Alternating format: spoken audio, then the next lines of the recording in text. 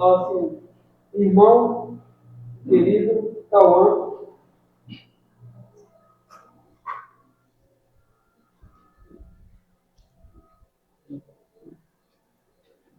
Desde já eu peço a compreensão de todos, para a gente ficar atento ao que será dito, evitar conversas fora do tempo.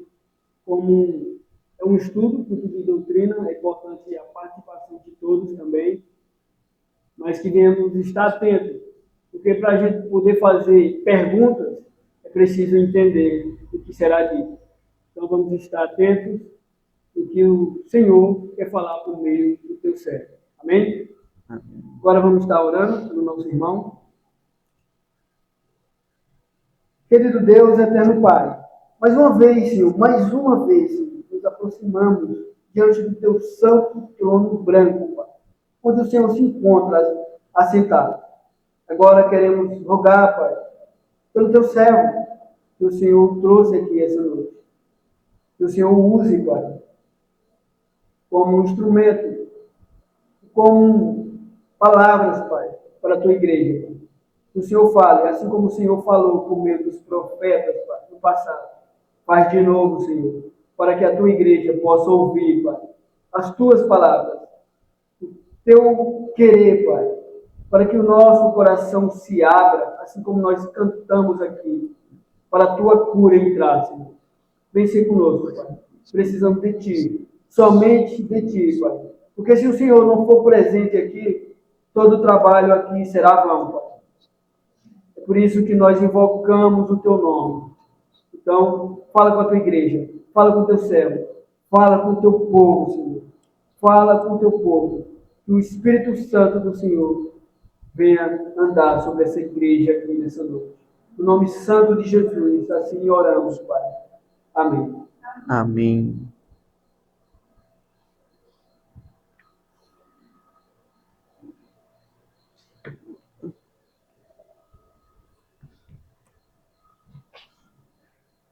Boa noite, meus irmãos.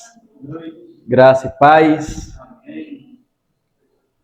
É um prazer e um privilégio estar aqui com a igreja para louvarmos ao Senhor e também ouvirmos a sua palavra.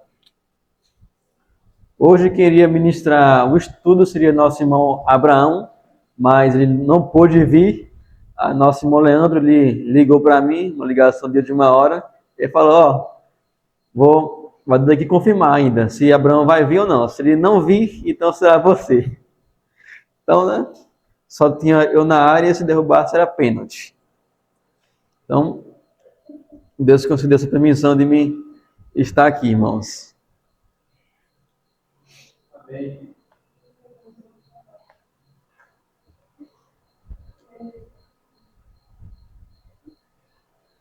Então, eu peço que os irmãos abram suas Bíblias em 1 João, capítulo 4, verso 9.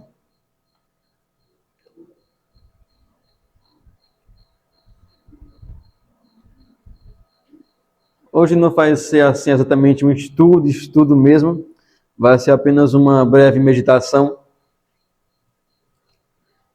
Esse aqui é um estudo que eu estava fazendo de maneira escrita, não tive tempo de terminá-lo ainda.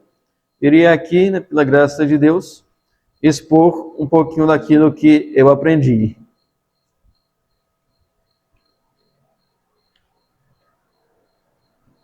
Primeiro João, capítulo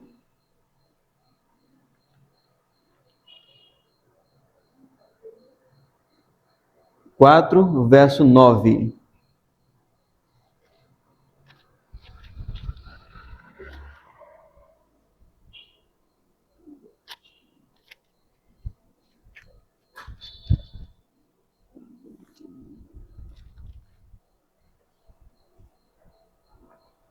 Amém? Iremos ler apenas esse versículo que diz: nisto se manifestou o amor de Deus em nós, em haver Deus enviado o seu Filho unigênito ao mundo, para vivermos por meio dele. Amém.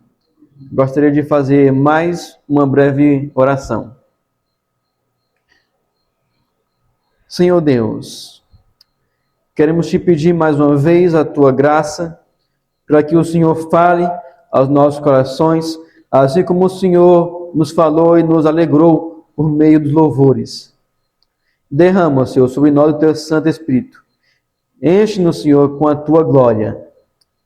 E não permita, Pai, que nós saiamos daqui como nós chegamos, mas que possamos sair daqui transformados e renovados pelo teu Filho amado, pelo teu Santo Espírito.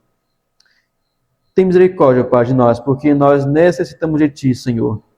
Essa oração que nós fazemos, em nome de Jesus. Amém. Amém.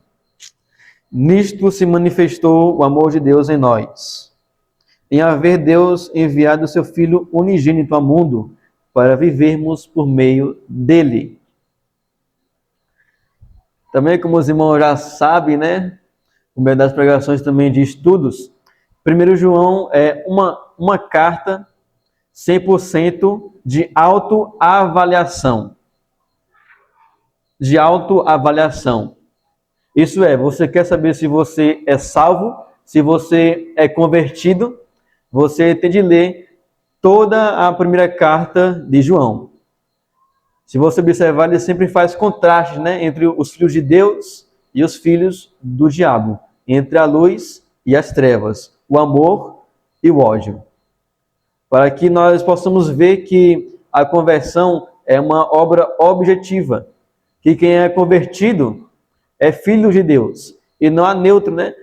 Não, eu não sou nem filho de Deus e nem filho do diabo. Ou você é um, ou você é de outro. Então, se você quer saber se é convertido ou não, deve ler primeiro a João, toda a carta de 1 João. Isso aqui é bastante interessante, irmãos. Por quê? Quase a cada 2 versículos, ele repete a palavra Deus nessa carta. E também a palavra amor é muito repetida aqui. E João também alerta sobre os falsos profetas que irão aparecer nos últimos dias. Como nós também estamos aqui nos últimos dias hoje. Então, o tema que eu gostaria de meditar aqui, em cima desse versículo, é sobre o amor de Deus. Hoje vai ser só a primeira parte, né? São 4 tópicos, mas hoje nós iremos nos deter apenas no primeiro tópico. E eu espero me lembrar de tudo, né? Porque estou sem esboço aqui, vai ser só pela graça. Então, meus irmãos, a meditação aqui é sobre o amor de Deus. Esse é um tema, meus irmãos, muito importante, porque ele é pouco falado nos dias de hoje. Esse é o primeiro ponto. E também esse é um estudo que deve nos fazer amar mais a Deus, porque Ele entregou seu Filho por nós. Por essa razão, devemos amá-lo ainda mais. A segunda razão de nós estudarmos sobre o amor de Deus é que esse tema, esse assunto, é um assunto que é entendido errado pela maioria das igrejas. E a terceira razão é que esse é um assunto complexo, profundo e infindável. Você vai passar o resto da vida, de sua vida, lendo a Bíblia, obedecendo a Deus, e nunca assim vai conhecer de maneira tão profunda o amor dele, porque o amor dele é infinito. E você vai conhecendo ele aos pouquinhos. E ainda assim, quando você estiver na eternidade, você não vai ter conhecido nem 10% desse amor. Por isso que é importante nós estudarmos esse tema sobre o amor de Deus. E o nosso primeiro tópico, a nossa primeira parte aqui, não vai ser exatamente sobre o amor de Deus, mas vai ser sobre nós. Eu gostaria aqui de fazer uma breve explicação desse versículo, que aqui diz: nisto se manifestou o amor de Deus. Aqui João vai dar o maior exemplo de amor, assim como ele o deu quando escreveu João 3,16, né? Porque Deus amou o mundo de tal maneira que deu seu Filho unigênito, para que todo aquele que nele crê não pereça, mas tenha a vida eterna. Nisto se manifestou o amor de Deus. E o verso diz, em nós. Aqui não quer dizer necessariamente dentro de nós, mas quer dizer entre nós, no meio de nós, de um modo exterior. Isso é, na história, no tempo. Quando chegou o tempo certo, Deus manifestou o seu amor. Não que o amor dele estivesse encoberto, pelo contrário.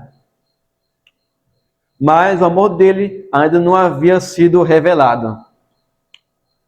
Com isso também nós devemos saber que Deus ele manifestou seu amor no tempo certo, no tempo do Império Romano, né? Na pior época de todas.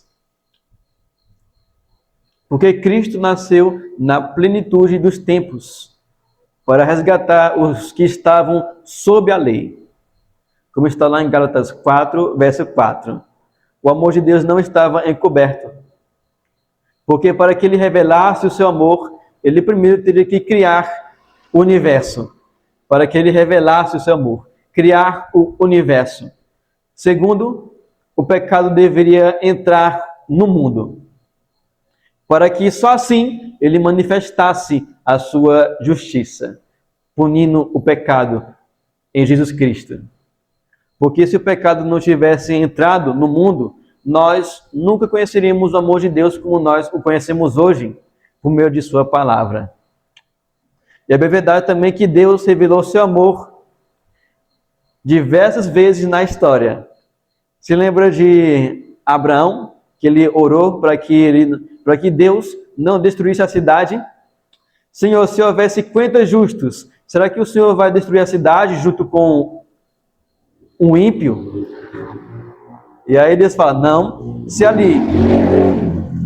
naquela cidade tiver 50 justos, eu não destruirei a cidade. E Abraão continua, e se ele tiver 40, e se tiver 30, 10, na cidade onde Ló estava, não tinha nem 10 justos. Só tinha Ló, um justo. Então Deus destrói a cidade. Oxê, mas onde está o amor de Deus nisso tudo? Só vejo a justiça. O amor dele está em salvar Ló, em demonstrar amor para com a vida de Ló. Deus salvou Ló daquela cidade. Antes de Deus destruir a cidade, ele permitiu que Ló saísse dali vivo com a sua família. Se lembra de Noé? Passou 100 anos pregando. E Deus disse, Noé, eu destruirei a terra daqui a um certo tempo, porque a maldade das pessoas se multiplicaram. Então Noé constrói a arca. Então só entra Noé e a sua família para a arca. E quando eles entram, a porta da arca fecha e Deus manda um grande dilúvio sobre a terra. E mata todas as pessoas e os animais. Você percebe que a justiça de Deus sempre está junto com o seu amor e a sua misericórdia. Por Deus matar pessoas, mas ao mesmo tempo salvar os justos. Assim Deus ele manifestou a sua justiça ao decorrer da história. Mas aqui está o maior exemplo do amor de Deus. Aqui diz, em haver Deus enviado o seu Filho unigênito ao mundo. Esse aqui é o maior exemplo de amor que nós podemos ter, irmãos. E também que nós devemos levar em grande consideração por nós. Então, eu quero que você imagine a seguinte ilustração. Em um reino está em guerra. Um reino está em guerra. E o rei, em vez de enviar soldados ou mensageiros para a guerra, ele envia o seu único filho, o seu filho herdeiro, para a guerra. Então, o filho do rei sai do palácio e vai para a batalha. Ele morre mas mesmo assim vence a guerra. E quando vence a guerra, o reino fica em paz. E, à vista disso, alguns daquele reino que ficou em paz dizem: o rei não se importa conosco, ele não nos ama. O que o rei acabou de fazer? Enviar o seu filho para a guerra.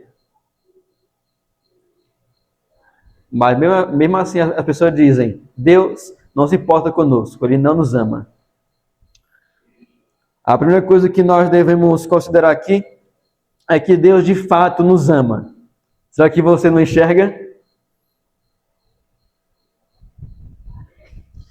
Então, meus irmãos, vamos para o nosso primeiro tópico, que é sobre a nossa condição antes do amor de Deus. A nossa condição antes do amor de Deus. Para que assim nós possamos compreender um pouco mais sobre o amor de Deus. Vá agora para Efésios capítulo 2.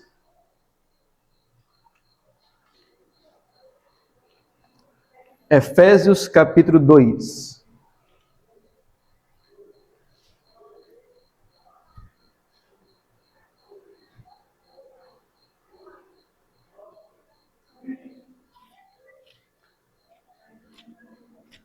Efésios 2, apenas o verso 1.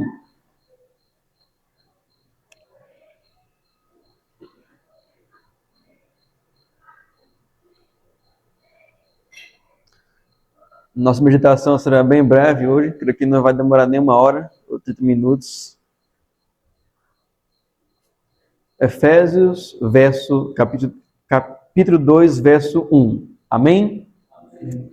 Ele diz assim: Ele, Deus, lhes deu vida quando vocês estavam mortos em suas transgressões e pecados. Você já leu esse versículo, esse verso com bastante atenção? Ele lhes deu vida quando vocês estavam mortos em suas transgressões e pecados. Então, a primeira coisa que você deve saber antes de Deus lhe salvar é exatamente o que o verso está falando aqui. Vocês estavam mortos.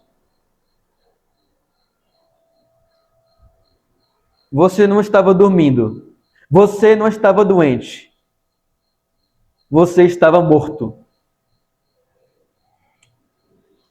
Essa é a primeira coisa que você deve saber antes de considerar o amor de Deus. Ou para considerar o amor de Deus. Que você estava morto.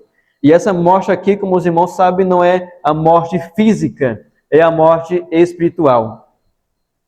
Que é você estar separado da comunhão com Deus. Vocês estavam mortos. E essa é uma imagem terrível. Sabe por quê? Alguns dos irmãos aqui já viram alguma pessoa boiando na água morta? Levanta aí a mão. Ainda que seja em vídeo, você já viu? Porque essa era a sua condição. Então imagine isso, tem alguém morto boiando na água e sendo levado pelas correntes. E ela está lá, morta, sendo levada pelas correntes. E então você vai pegar uma boia e você joga. Será que ela vai pegar aquela boia para se salvar? Não! Essa era a sua condição. Morto espiritualmente. Vocês estavam mortos. E aqui ele diz, qual era esse rio? Qual era o rio? Era um rio de água doce? Um rio de água salgada? Não. Vocês estavam mortos, no mar ou no rio, nas correntezas das transgressões e pecados. É como se fosse alguém morto afogando no lamaçal ou numa água. Essa é a primeira coisa que nós temos que considerar sobre nós mesmos, antes do amor de Deus nos alcançar. Então, a primeira afirmação aqui é: ou você está morto, ou você era um morto. Se você não tem Cristo, nesse momento você é esse morto. Mas se você tem Cristo, o amor de Deus se revelou em você, em sua vida, então você era esse morto. Percebe a diferença? Porque aqui o verso diz, Ele, Deus, lhes deu vida. Agora sim, você não é mais morto, mas agora você tem vida, se você tem Cristo.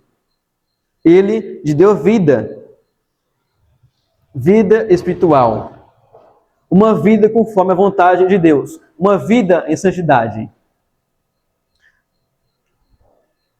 E não apenas isso, irmãos. Agora vai lá para o Salmo número 36. Estamos aqui, acho que talvez na metade da nossa meditação ainda. Salmo 36. Um pouco de nosso retrato quando nós éramos antes.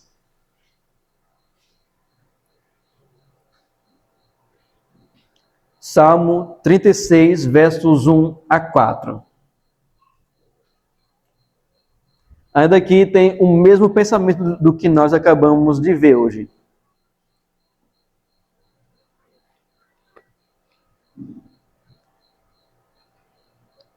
Amém?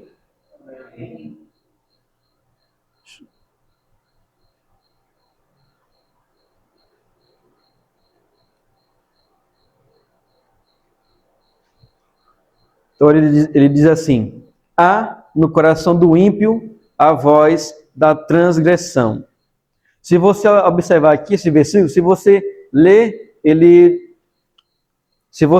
esses versos de 1 a 4 e separar uma frase da outra, uma afirmação da outra, você vai tirar 9 características de um homem ímpio, de uma pessoa ímpia. Ou melhor, eu acho que eu acabei foi pulando aqui um pouquinho. Perdão, irmãos. Oh, meu Deus. É lá em Romanos capítulo 5, irmãos, perdão. É que eu estou pregando aqui sem esboço, né? Aí mistura tudo. É Romanos 5. Romanos 5, verso 6. Você pode deixar o Salmo 36 marcado ainda, ok? Nós iremos para ele daqui a pouquinho. Romanos 5, verso 6.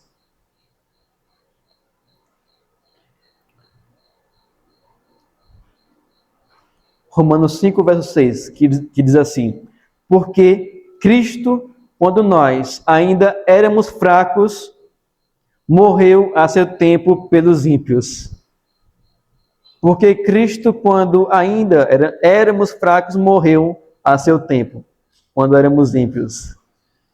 Então aqui você já percebe duas coisas: o que nós éramos fracos e ímpios.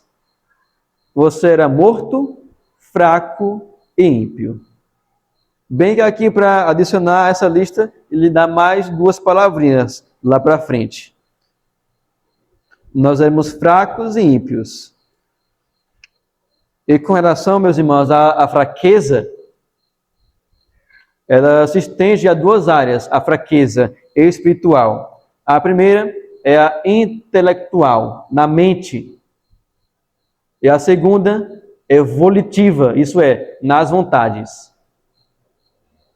Primeiro, nós éramos fracos no entendimento, para compreender a palavra de Deus. Como está lá, se não me engano, acho que é 2 Coríntios 2,14, né? Que a palavra de Deus é loucura. E que o homem natural não entende essa palavra, porque ela se discerne espiritualmente. Então nós éramos fracos, nós não entendíamos a palavra de Deus. Mas agora nós entendemos.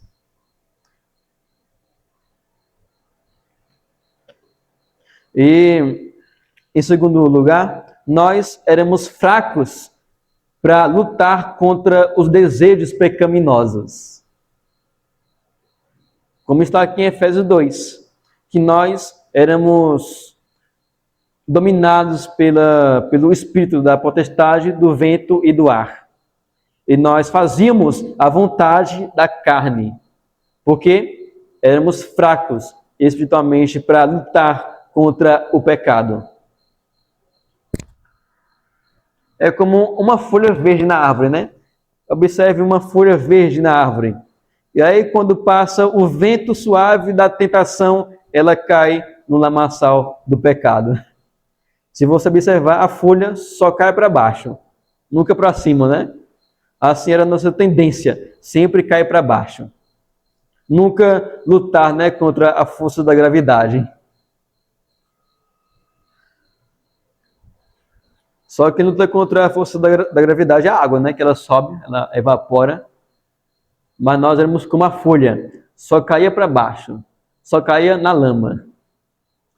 Terceiro, nós éramos fracos para fazer o bem. Para fazer o bem. Como também está aqui em Romanos, se você ler bem direitinho, olha só o que ele diz. Romanos 3, versos 10 e 11. Como está escrito, não há justo nenhum sequer, não há quem entenda, não há quem busque a Deus. Assim éramos nós, fracos para fazer o bem. Éramos pessoas injustas e não justas. E aqui o verso diz que não há ninguém que busque a Deus. Né? Como disse Paul Washer,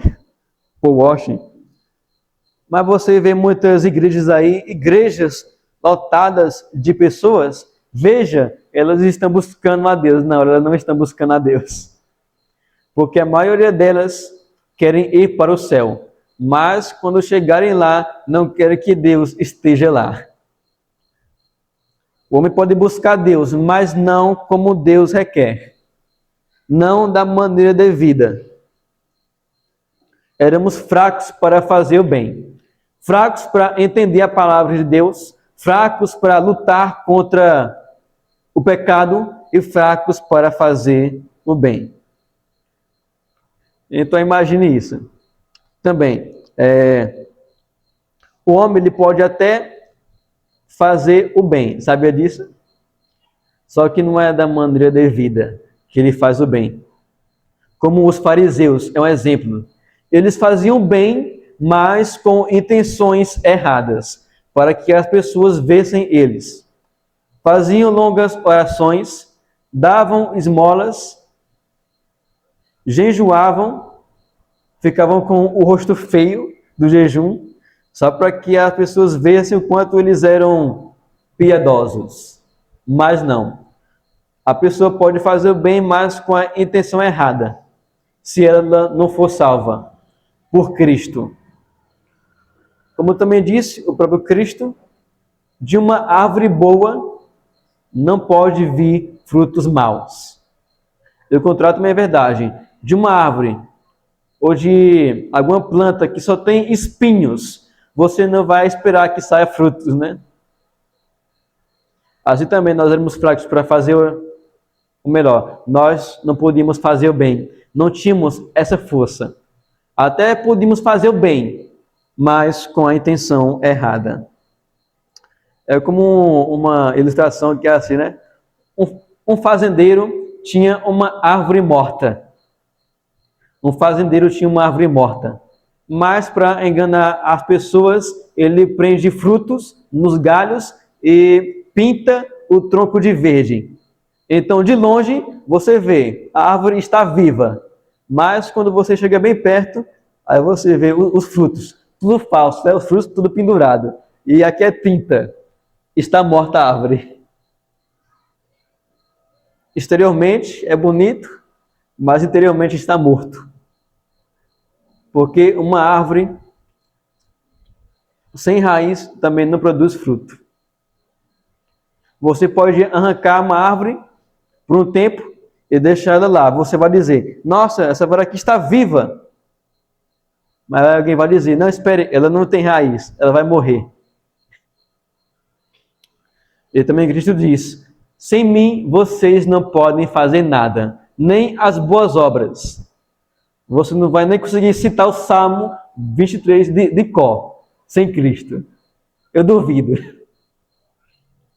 Nem posso duvidar, né? Porque, como dizia minha avó, quem duvida perde a vida e come casca de ferida. Então, meus irmãos, nós éramos fracos para fazer o bem.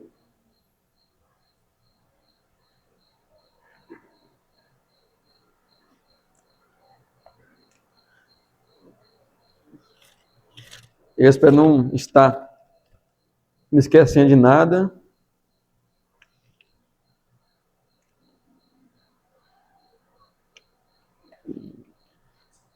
E aí também tem outra ilustração, né, que de uma água cristalina.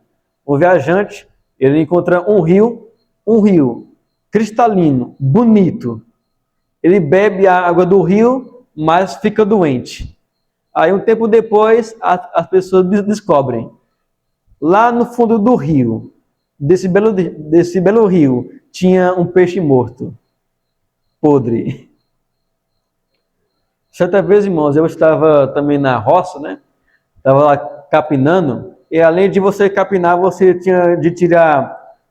também tinha de plantar, né? E aí tem uma espécie de árvore, que eu não sei qual é a muda, que é só um toco. É só um toco. Não tem raiz, nem nada. E mesmo assim, ela cresce. Mas, um dia eu fui lá ver os tocos, né? E alguém falou, ó, esse toco aqui, ele está podre. E aí quando eu peguei o toco, não tinha raiz. Assim é uma pessoa que também não é convertida. Você espera que ela dê frutos, mas não dá, porque não tem raiz. Até aqui, irmãos, tá tudo bem? Os irmãos estão compreendendo? Tudo é simples, os irmãos já sabem, já conhecem.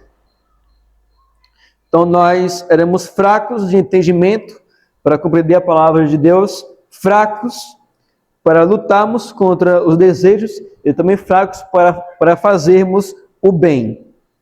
É que o verso diz que nós não estávamos apenas mortos, nem éramos fracos, mas também que nós éramos ímpios.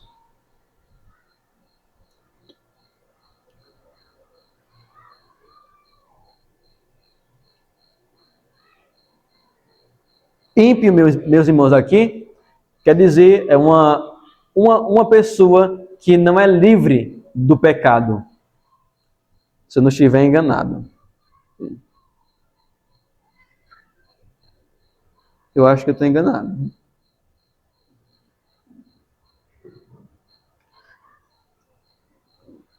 Mas o verso diz que nós éramos ímpios. Então, vá lá para o Salmo 36 para que você possa compreender um pouquinho disso.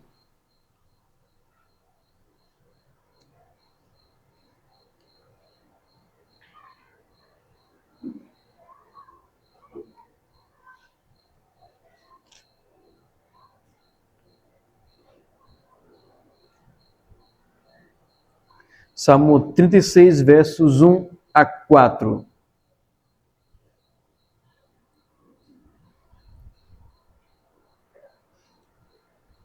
Eu quero que você preste bastante atenção no que esses versos aqui dizem.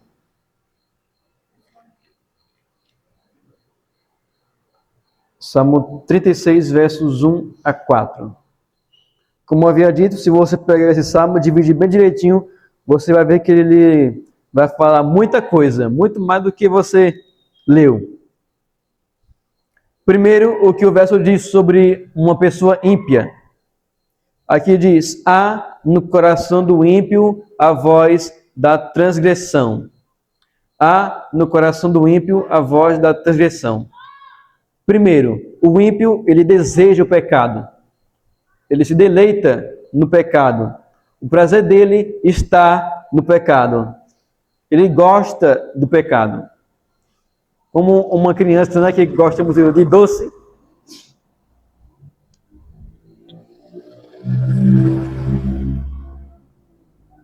Então, por aqui o verso diz, há no coração do ímpio a voz da transgressão. É como se fosse uma voz dentro dele, né, falando, transgride, peque.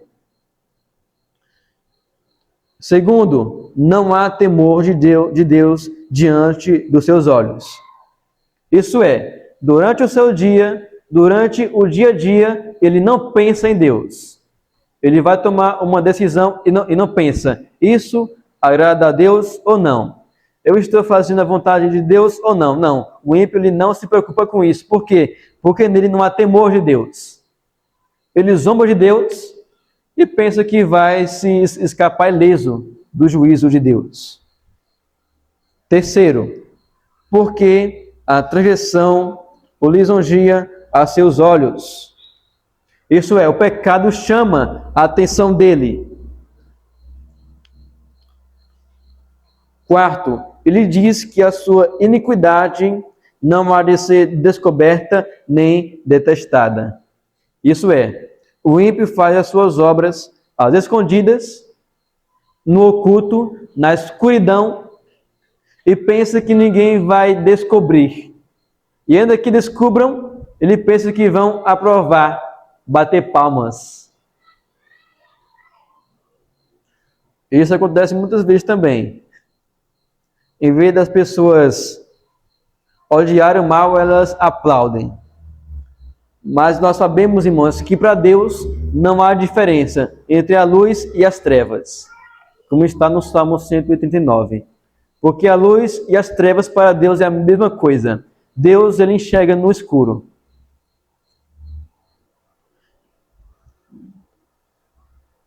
Quinto, as palavras de sua boca são maldade e engano. Isso é, o ímpio só fala para maltratar o próximo. E também para enganar, é para ofender. A ofensa aqui não é apenas uma ofensa exterior, mas também no coração. Ele fala para te ofender mentalmente, emocionalmente e intelectualmente. Sexto, deixou de lado o discernimento e a prática do bem. Ele faz o mal e evita ter discernimento, evita fazer o bem. E não é de se admirar, né? Que não apenas o ímpio, ele não faz o bem, como também odeia quem pratica a justiça. Ele persegue quem faz o bem. Se você tiver coragem, entre aí numa faculdade ou numa universidade do estado com a bandeira de Israel, para você ver o que vai acontecer contigo. Um monte de pessoa vai lhe espancar se você entrar numa faculdade com a bandeira de Israel. Porque eles não gostam de Israel, o povo que Deus escolheu. Chamam de Israel de terroristas, sendo que não são terroristas. Eles perseguem quem faz o bem. Sétimo, no seu leito planeja maldades. No seu leito planeja maldades. Isso é, veja aqui a progressão. Até mesmo quando ele está dormindo, qual é a meditação dele? No seu leito planeja maldades. Ele não medita na palavra de Deus. Ele não vai nem pensar em trabalhar amanhã, nem está preocupado com isso. Não ganha pão. Não está preocupado com os filhos, com a empresa, com a família, com o seu próximo. Só diz. No seu leito, na sua cama, ele apenas planeja maldade, né? De noite, ele planeja a maldade quando está em sua cama, e de manhã, de dia, ele a coloca em prática quando está na rua. É alguém que gosta, que tem prazer de perseguir o mal. E não apenas persegue o mal, olha só. Oitavo, e detém-se em caminho que não é bom. Ele se coloca no caminho que não é bom. Ele não apenas persegue o mal, mas também ele se agrada que o mal, ou melhor, os prazeres da maldade ou o prazer do pecado venha até ele. Ele gosta de se expor. E em nono e último lugar, e não rejeita o que é mal. Não rejeita o que é mal.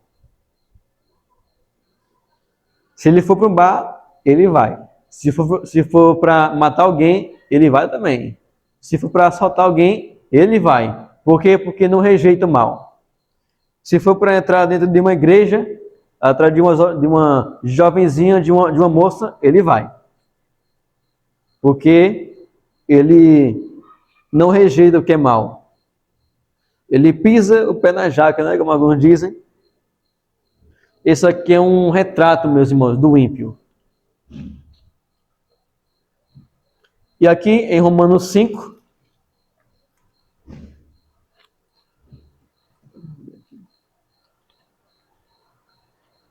e Paulo ainda continua, né, dizendo que nós não apenas éramos mortos, nem fracos, nem ímpios, mas também pecadores. Aqui diz o verso 8 de Romanos 5, mas Deus prova o seu próprio amor para conosco pelo fato de Cristo ter morrido por nós, quando ainda éramos pecadores. Então nós éramos mortos, fracos, ímpios e pecadores.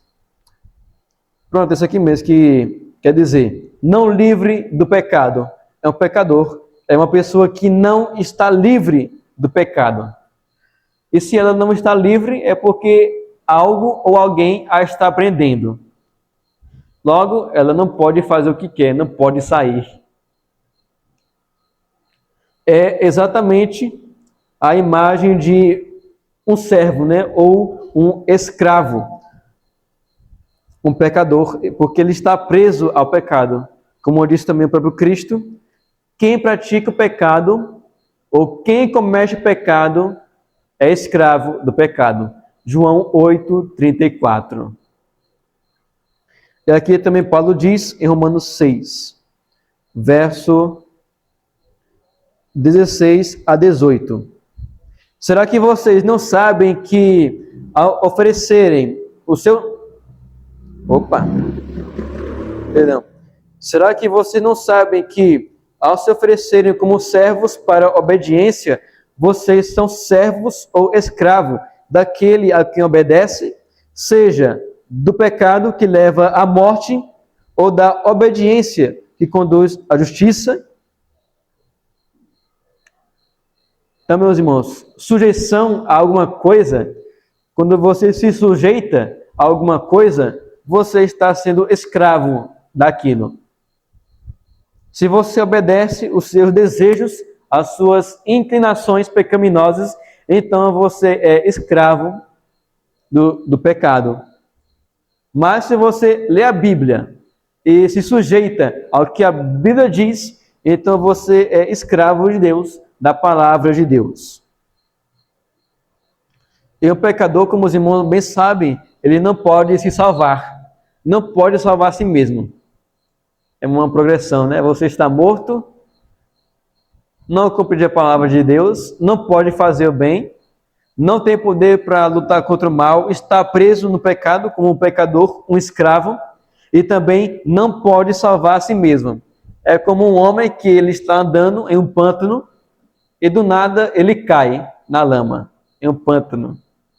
E aí, em vez dele gritar por socorro, o que ele faz? Esse homem que está no pântano, naquela água, se afundando, ele vai tentar se puxar pelo cabelo para ver se consegue sair daquele pântano. E não consegue levantar a si mesmo. Assim também o pecador não consegue salvar a si mesmo. Salvar de quê? Da ira de Deus.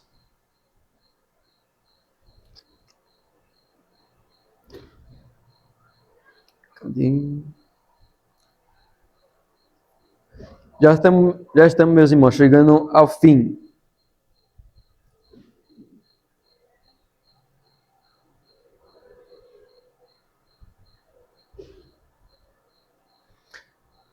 Que aqui também diz que nós não apenas éramos mortos, fracos, ímpios, nem pecadores, mas o que diz o verso 10? Aqui diz: porque se nós, quando inimigos, fomos reconciliados com Deus mediante a morte do seu Filho, muito mais, estando já reconciliados, seremos salvos pela sua vida.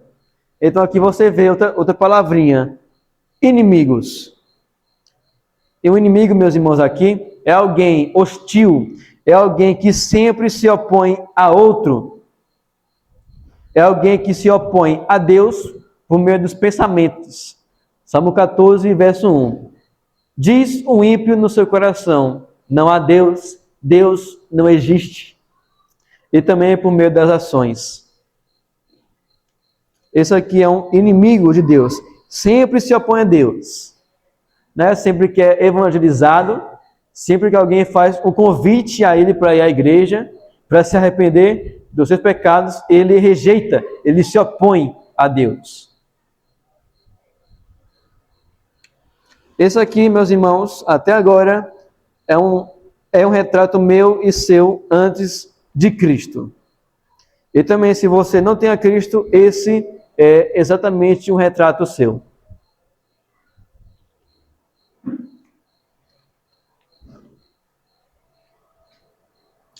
Estamos chegando ao fim.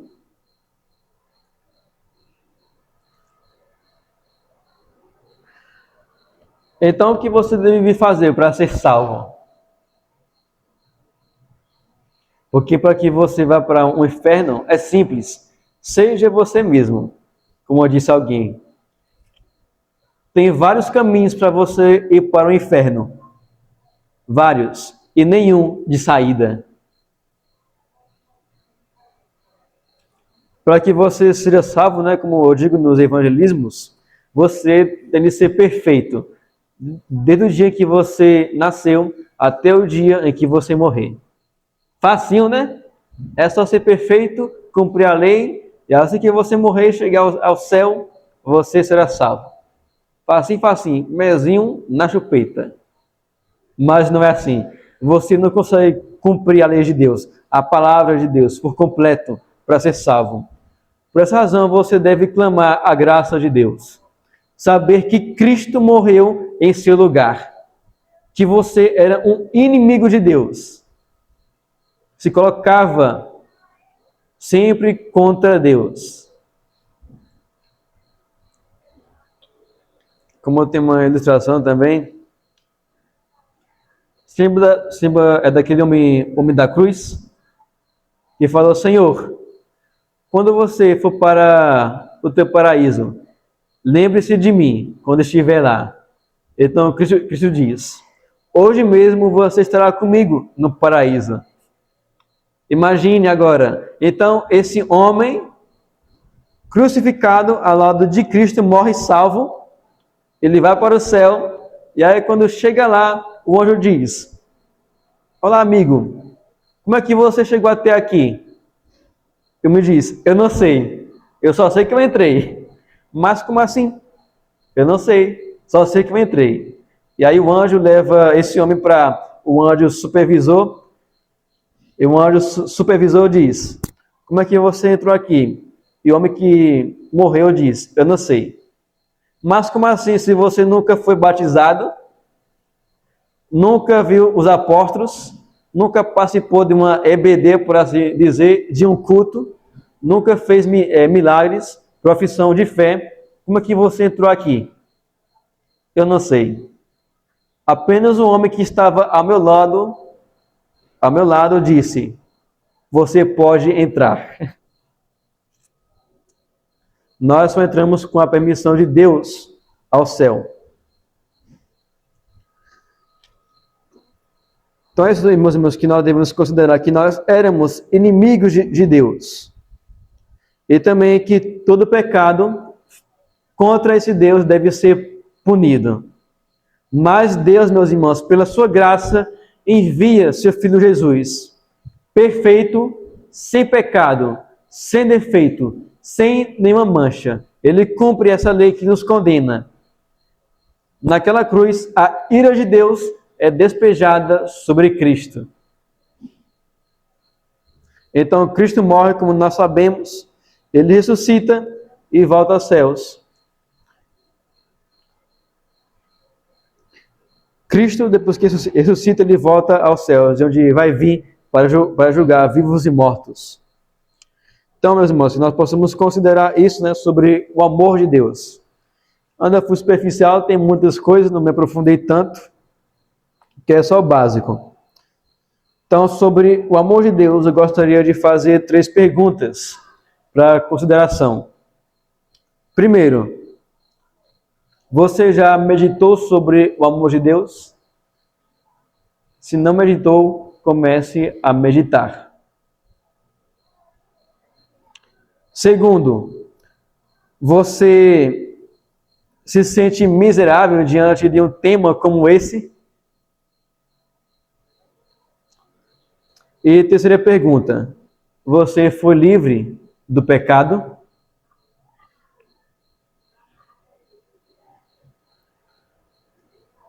Porque, meus irmãos, não há como nós ficarmos parados diante de um assunto como esse.